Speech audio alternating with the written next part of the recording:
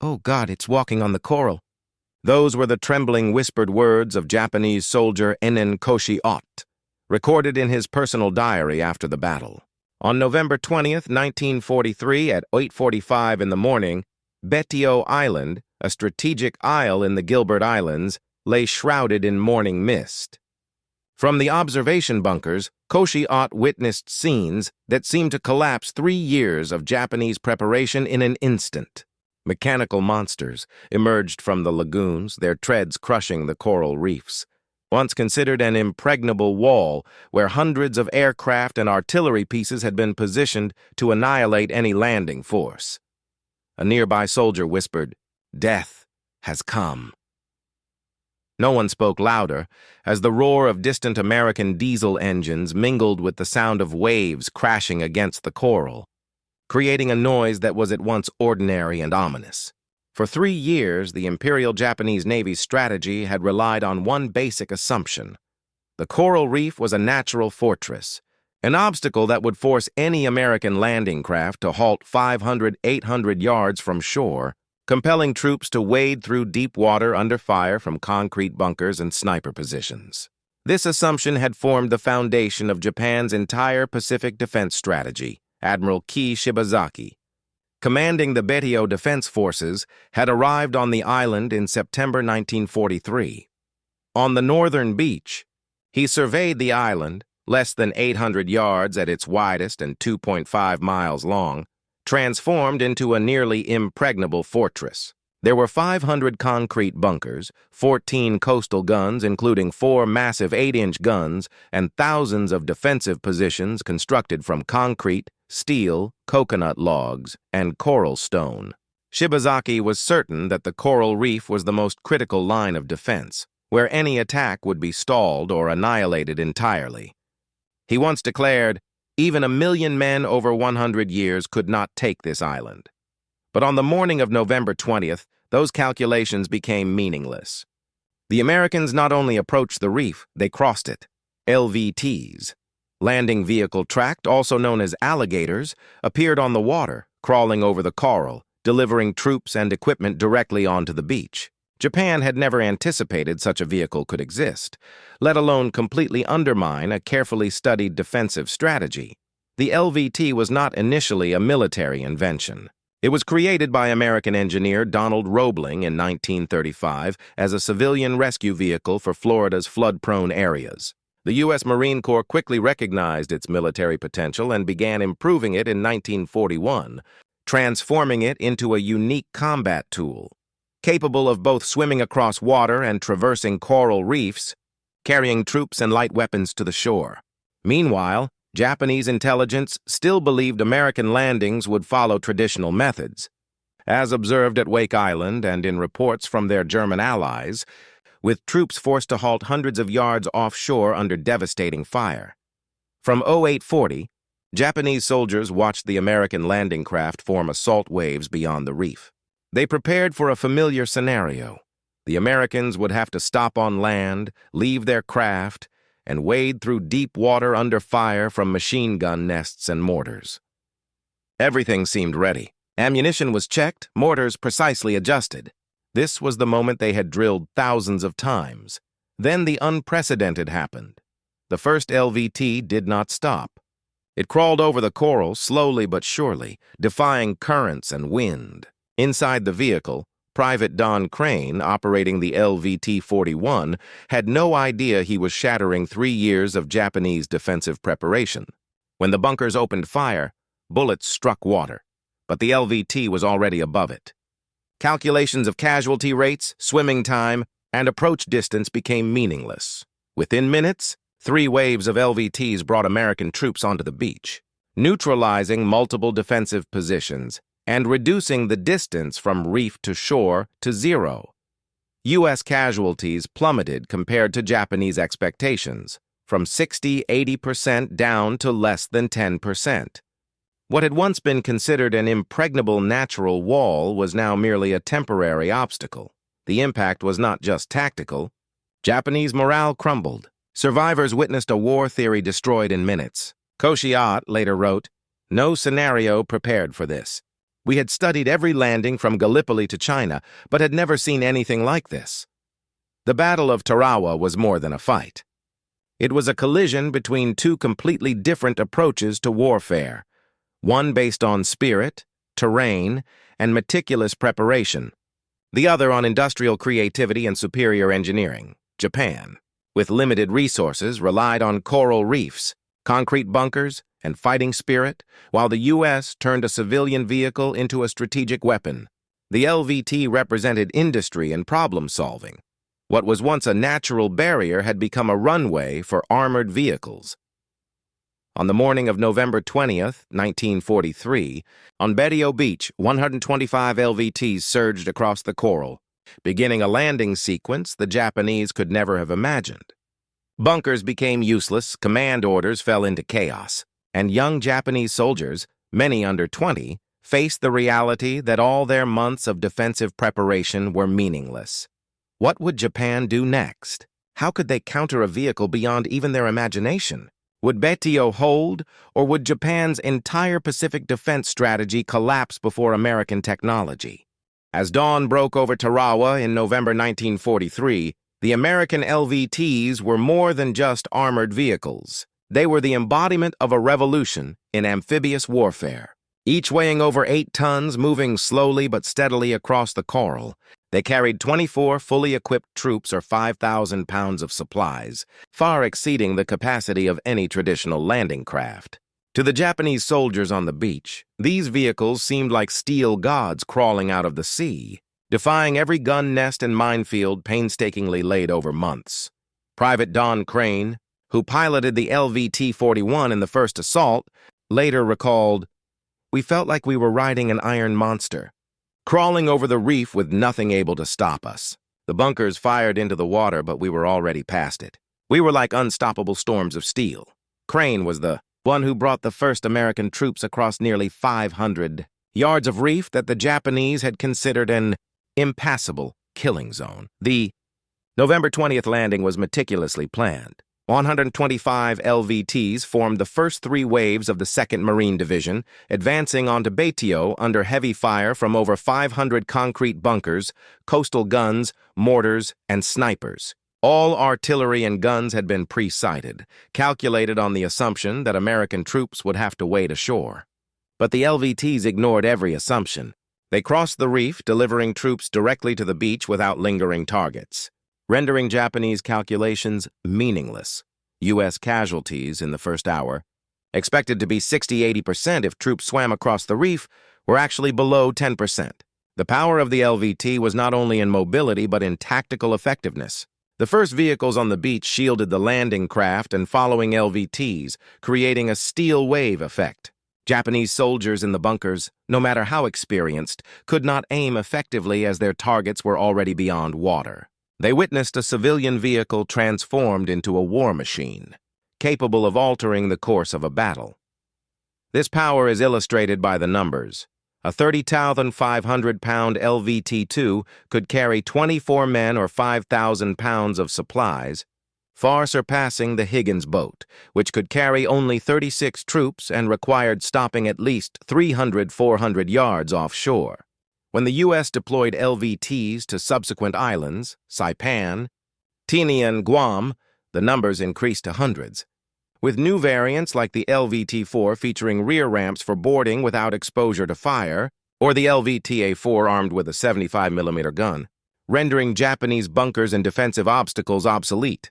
Japan, the adversary at the time, relied on fighting spirit and terrain, training thousands of hours and placing all hope in reefs, rocks, and minefields. They trusted in the Zettai Kakuben, the doctrine of absolute defense, turning islands into virtually impregnable fortresses. But when the LVT appeared, all that confidence vanished. Reports from survivors show that by the end of the day, only 35 of 125 LVTs remained operational. But those that had delivered troops successfully created an irreparable tactical effect. Observations from Japanese command bunkers provided vivid proof of the disparity. They crawl up the reef like gods on the sea. Nothing can stop them, wrote Koshiot. Simultaneously, Shibazaki realized that hundreds of hours of training and pre-planned combat scenarios were now worthless. Gun nests aimed at waiting troops could not adjust in time as the targets were already on the beach. Beyond physical power, the LVT offered a psychological advantage. American troops saw each other advancing onto the beach with minimal casualties, boosting morale. Conversely, Japanese soldiers witnessed what they had considered a natural fortress being breached within minutes, their spirits collapsing. Many young soldiers, just 18, 19 years old and inexperienced in real combat, realized that all our efforts were meaningless. From Saipan, June 1944, to Peleliu and Okinawa, 1945, the LVT's impact only grew. Over 700 LVTs participated in Saipan, with variants equipped with artillery and integrated into tactical formations, creating seemingly endless assault waves.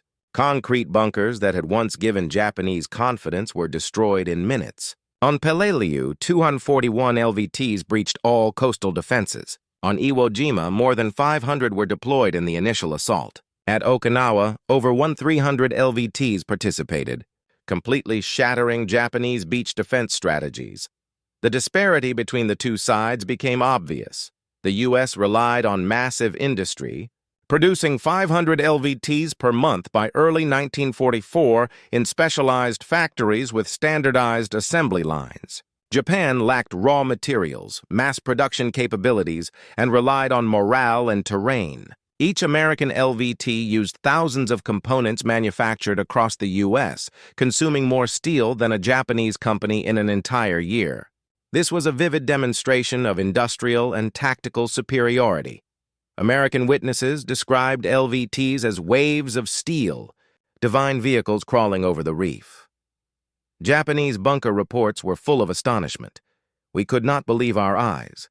3 years of preparation, thousands of hours of training. Every scenario collapsed in minutes. Faith in Zettai Kakuben, in natural defenses, and in the samurai spirit suddenly became meaningless against American mechanized power. The Battle of Tarawa marked the start of Japan's consecutive defeats in the Pacific. But more importantly, it demonstrated that a single combat vehicle, relying on industrial creativity and superior tactics, could destroy an entire strategic system once thought inviolable. The LVTs did not just bring American troops to the beach. They carried industrial strength, technical ingenuity, and a radical shift in how war was conducted. This superiority, in quantity, quality, and adaptability, was something Japan had never imagined. They had prepared for every scenario: traditional landings, wading across reefs, fighting on heavily defended beaches. But no scenario accounted for an iron machine that could sweep across reefs and deliver troops directly to shore. When the first LVTs crawled onto the beach, they did more than destroy defensive infrastructure. They shattered belief. Morale, preparation, strategy, all that Japan considered impregnable was overturned. Koshiot, Shibazaki, and hundreds of Japanese soldiers could only watch and wonder, how can we counter something we never imagined? Could the most heavily defended Pacific islands withstand these waves of steel? And the question still echoed, how could a civilian vehicle transformed into a weapon of war change the entire course of a battle? In June 1944, 8 months after Tarawa, the U.S. Marine Corps prepared a much larger amphibious assault on Saipan in the Mariana Islands. Japan, having learned partially from Tarawa but still too slow to adapt, placed all its faith in the sacred coral reefs and fortified beaches. They had prepared hundreds of defensive bunkers, laid mines, built obstacles, and positioned heavy artillery. They assumed the scenario would mirror Tarawa. American forces halted before the reef, troops wading ashore under devastating fire. But the Americans did not arrive at Saipan with outdated LVTs.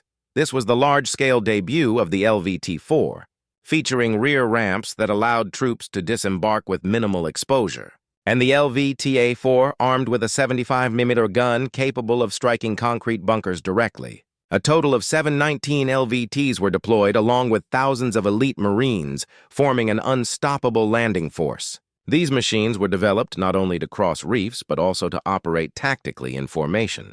communicating via radio, shielding one another, and providing supporting fire. As the LVTs advanced, Japanese observers could only gape in disbelief.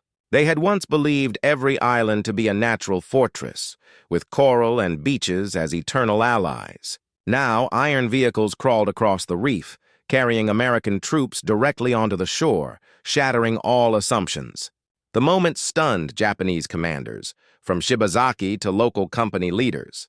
Everything they had prepared over months, from mortar calibration to mine placement, became meaningless in minutes. Japan quickly recognized the overwhelming difference, not only in mechanized power but in tactical thinking. LVTs were not mere transport, they were strategic weapons.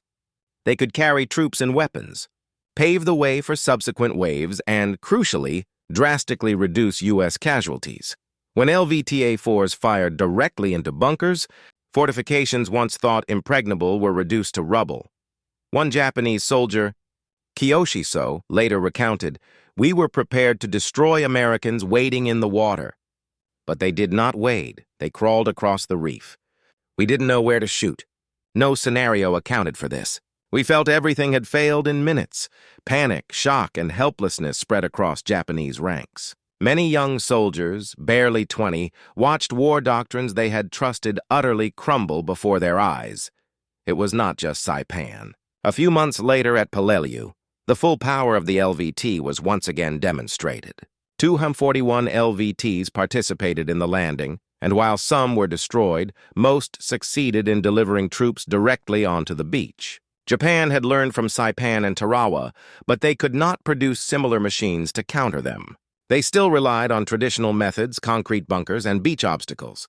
The safe distance they had anticipated for American troops, 300–800 yards, was reduced to 0 by the LVTs, delivering Marines directly to shore in minutes. Tension grew as Japanese observers witnessed how LVTs coordinated with supporting fire. Subsequent waves landed under the protection of the first vehicles, which fired directly on defensive positions, shielding Marines while destroying bunkers and anti-tank obstacles. Japan, previously confident in its terrain advantage, realized that all natural defenses had been neutralized. Coral reefs, beaches, and obstacles became runways for American armored vehicles. At Saipan, over 700 LVTs, operating in coordinated formations with fire support, brought Marines ashore within hours, shattering beach defenses and leaving Japanese Commander Lieutenant General Yoshitsugu Saito nearly paralyzed. He ordered additional mines and anti-tank guns, but it was too late. The strategic approach Japan considered inviolable had become useless against American industrial power and tactical ingenuity. This pattern repeated at Peleliu and Iwo Jima. At Peleliu, Japan deployed only a single battalion along the beach to delay the landing. They realized they could not hold the shoreline against the LVTs and had to retreat to interior positions. On Iwo Jima, over 500 LVTs participated in the first wave. On each island, Japanese officers witnessed the same phenomenon. LVTs nullified all preparations, calculations, and tactical assumptions. Beyond physical power, the LVTs delivered a psychological shock. Japanese soldiers had prepared mentally for every traditional scenario, wading through water, fighting under fire, taking heavy casualties but maintaining control of the beach. Now they faced machines that defied every expectation, and morale collapsed. Many young soldiers experienced the battle as a nightmare. We could not believe our eyes. Everything we were taught about defense and coral reefs was useless. The battles of Saipan and Peleliu also highlighted the industrial disparity. The U.S. could produce hundreds of LVTs per month across multiple factories with standardized components. Japan, with a war-depleted economy, could produce nothing comparable. This demonstrated a clear strategic gap. The U.S. leveraged industry to gain tactical advantage, while Japan relied on morale and terrain. The difference was not just about vehicles or guns, it was a difference in mindset. Americans viewed every obstacle as a problem to solve. The Japanese saw obstacles as natural defenses.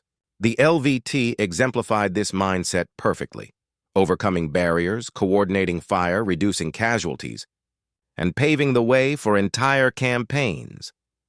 When Japanese officers realized that islands once thought impregnable were now testing grounds for American technology, a painful question arose in their minds. Could they still resist these machines? Were Pacific defense strategies still valid against American industrial power and tactical ingenuity? The gap between the U.S. and Japan became increasingly clear. The U.S. combined industry, engineering, and tactics to supreme effect, while Japan still relied on spirit and terrain. Each LVT was not just a mechanized vehicle, it symbolized a complete transformation in warfare, where natural advantages and fighting spirit were no longer enough to secure victory. In the early morning of February 19, 1945, the dawn was still pale over the beaches of Iwo Jima. Beneath a layer of volcanic ash covering the shore, thousands of Japanese soldiers manned gun emplacements, concrete bunkers, and an intricate network of trenches. They had spent months preparing, believing this beach would be the ultimate test for any landing force. But the calm sea was only a facade. As the first LVTs entered the battlefield, all of Japan's meticulous preparations quickly turned to dust. The first wave consisted of over 500 LVTs carrying American troops, shattering every traditional defensive scenario. These vehicles crawled up the beach, over slopes and volcanic ash, moving slowly but relentlessly, their treads crushing sand and obstacles. Japanese guns fired at targets they thought were soldiers wading ashore, but the real targets were now steel machines plowing directly into their defenses. Concrete bunkers exploded, debris and ash flew everywhere, and the screams of Marines merged with explosions and the clash of metal into a chaotic symphony of war. An 18-year-old Japanese soldier wrote in his final diary entry, "We waited for them, but they did not arrive as in the textbooks. They crawled across the reef over the sand and smashed everything we thought was impregnable. I felt like prey before a machine without mercy." The sound of gunfire, bombs, and the roar of LVTs blended into an unstoppable storm. Within hours, over 70% of Japan's forward positions were destroyed or captured. LVTA-4s fired directly into bunkers, shattering thick concrete and toppling gun emplacements, while LVTs continued ferrying Marines ashore. At Iwo Jima, the disparity was clear. The U.S. lost roughly 10% of personnel in the first wave, while Japanese forces suffered 50–70% casualties in forward positions within the first hour. A tactic Japan had believed would stall Americans for half a morning was completely nullified. The same scenario repeated at Okinawa a month later. Over 1,300 LVTs of various types were deployed in the first wave. Japanese commanders, having learned from Iwo Jima, realized that every defensive scenario was powerless. Gun emplacements, mines, and obstacles all became insignificant. Japanese soldiers, watching steel vehicles crawl ashore, panicked. Many could only hide in bunkers or throw grenades in despair. One soldier wrote, "Everything we learned, everything we believed, vanished in minutes. We could not stop them. We could not survive." In these battles, Japanese survival rates on the beaches were near zero. They were crushed by a combination of superior firepower and complete mechanization. Meanwhile, the Americans maintained continuous formations, landing troops and supplies without hindrance. At Peleliu, 241 LVTs landed, with only 26 destroyed, yet all Marines reached the shore safely. Predicted Japanese casualties when enemy forces crossed the reef were 60–80%, but LVTs reduced that figure to under 10%, an overwhelming difference. Tragedy also struck inside the bunkers. At Iwo Jima, a central command bunker of a Japanese battalion was destroyed by direct LVTA-4 fire. The battalion's lieutenant colonel and all subordinate officers were killed, completely disrupting command and control. Remaining units had to fight piecemeal, without communication or coordination, like ants against a steel crusher. Chaos led soldiers to panic, shooting wildly, moving aimlessly, or being killed instantly. The sounds of war were horrific: metal scraping, treads crushing sand, bombs exploding, and screams. Moments that once might have been heroic for Japanese soldiers, facing the enemy while overcoming obstacles, were rendered meaningless. Each LVT was a reminder that every pre-calculated effort, every elaborate preparation, was worthless. At Okinawa, the scene was even more brutal. Thousands of Japanese troops no longer defended the beaches with vigor. They retreated to fortified positions inland, accepting that the beaches would fall. This tactical shift was a clear sign of irreversible defeat. The Americans could overcome any obstacle, and Japan had no tools to resist the mechanized waves. The LVTs did not merely destroy defensive lines. They destroyed morale. Japanese soldiers, raised on Bushido tradition, believed that spirit and loyalty could compensate for material deficiencies. Now they faced the reality that courage alone could not overcome mechanization and industrial power. The battle was no longer about terrain or firepower. It was a demonstration of American industrial superiority and modern tactical thinking. At Peleliu, as American forces poured ashore, once thought impenetrable fortresses became piles of rubble, and coral reefs offered no advantage. 41 LVTs accomplished their mission, bringing all Marines safely ashore despite some being destroyed. The disparity was stark. The U.S. used technology to turn beaches that had seemed lethal into safe passageways. Japan failed not only tactically but psychologically. Experienced officers realized that all assumptions about natural defenses were wrong. They saw that no geographic advantage could save them. Saipan, Peleliu, Iwo Jima, and Okinawa provided living proof. Every battle, every beach, every meticulously prepared bunker was rendered useless or destroyed by LVTs in minutes. At the conclusion of these battles, Japan could only watch as Americans successfully landed and advanced inland, suffering far fewer casualties than anticipated. From Saipan to Okinawa, the signs of irreversible defeat were clear. American industry and tactical ingenuity had far surpassed Japanese preparations. Young soldiers, taught that the beach would be the last fortress, now faced a harsh reality. Every defensive line was meaningless, every hope extinguished. The horrifying images of the battlefield, exploding bunkers, LVT treads crushing obstacles, Japanese soldiers fleeing through dust, shattered coral fortresses, were not only evidence of technological and numerical dominance, but also symbols of the collapse of morale. By day's end, islands once considered impregnable lay under American control. Nothing remained to stop Japan except despair. From the ruins emerged an undeniable message. The Americans had solved previously unsolvable defensive problems, and Japan no longer had the means to resist effectively. The world they had trusted, where coral reefs and beaches were allies, had vanished. Replaced by a stark reality, industry and technology would triumph over spirit and nature. In the final moments of the battles at Saipan, Peleliu, Iwo Jima, and Okinawa, one could see more than soldiers and vehicles. One could witness a complete transformation of warfare.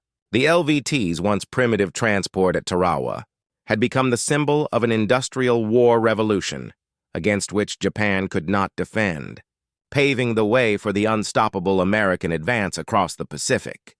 As the smoke of war gradually lifted over the Pacific in the summer of 1945, the islands that had once been impregnable fortresses now lay in ruins, coral shattered beneath the ocean's edge. Iwo Jima, Okinawa, Saipan, Tarawa all bore the marks of an invisible revolution, where LVTs carried not just soldiers, but a complete transformation in the conduct of modern warfare.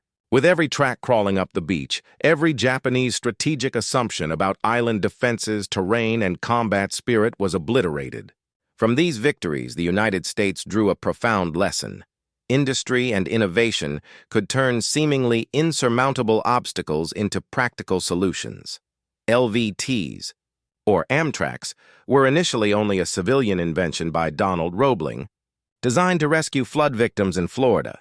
But once the Marine Corps recognized their military potential, these vehicles rapidly became tools capable of annihilating the strongest defensive lines. From Tarawa in 1943 to Okinawa in 1945, they proved that any natural obstacle, even coral reefs, volcanic ash, or sand slopes, could be transformed into a direct path to victory, provided there was sufficient technical expertise, industrial capacity, and strategic insight. The consequences for Japan were doubly tragic. They suffered not only tactical defeat, but also a collapse of morale. Young soldiers, who believed that Bushido and the natural environment would protect them, now witnessed steel machines crawling over beaches, destroying every defensive line they had once taken pride in. Many did not have time to understand how the enemy had turned disadvantage into strategic advantage. This helplessness led to pointless deaths, desperate battles, and enduring post-war trauma, but LVTs were more than symbols of tactical power and dominance. They were also symbols of American industrial superiority and production capability. While Japan struggled with limited resources, constrained production lines, and bombing disruptions, the U.S. could produce hundreds of LVTs per month, each integrating thousands of standardized parts assembled across factories nationwide. When combined with tactical doctrine and training, this industrial strength created absolute advantage on every island. At a strategic level, battles involving LVTs demonstrated that no geographic advantage was absolute. Coral reefs, volcanic terrain, and steep sand slopes, once regarded as natural fortifications, became temporary obstacles before industrial innovation and creativity. Islands that Japan had considered fortresses became living evidence of irreversible strategic collapse. Even when Japan attempted to develop anti-LVT measures, from reef mines to underwater traps, they could not produce enough or develop the technology to counter the thousands of American machines. Post-war observers concluded that LVTs fundamentally altered the Pacific War's trajectory. It was not the individual battles alone, but the combination of industry, innovation, and tactics that determined the outcome. The presence of LVTs rendered all Japanese defenses temporary and created a model studied by modern armies worldwide: mechanization to overcome any geographic obstacle. Paired with mass production capabilities, the legacy of LVTs extended far beyond the war.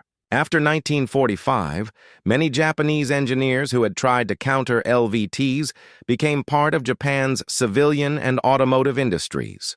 They learned from American mass production methods, parts standardization, and sophisticated machinery design, contributing to the creation of modern industrial brands.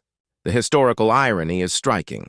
Engineers who once witnessed the devastation caused by LVTs became creators of advanced vehicles, part of the technological legacy they had once faced on the Pacific beaches. Furthermore, LVT technology influenced global military strategy.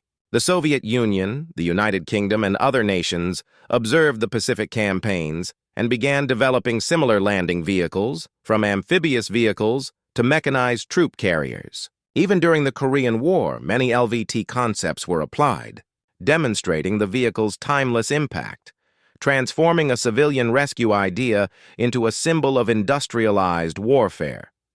The tactical lessons of LVTs became clearer than ever.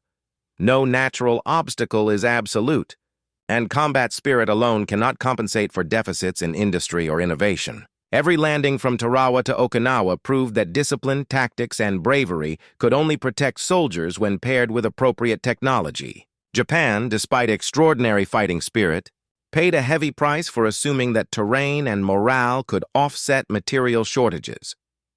Today, the beaches that once witnessed LVTs remain peaceful under the Pacific sun. Yet the sand and coral conceal the story of an irreversible strategic shift, of machines that turned the impregnable into the meaningless, and of a strategy based on outdated assumptions crumbling. Modern strategists still study Tarawa, Iwo Jima, and Okinawa, not only for geography or battles, but to learn how to recognize and respond to technological disruption, the LVTs of modern warfare. In this context, it becomes clear that Japan's failure was not due to lack of spirit, but due to a failure of imagination and industrialization. The scattered Pacific Islands became living evidence of one vital lesson: every advantage is temporary, and every obstacle is a problem to be solved by engineering.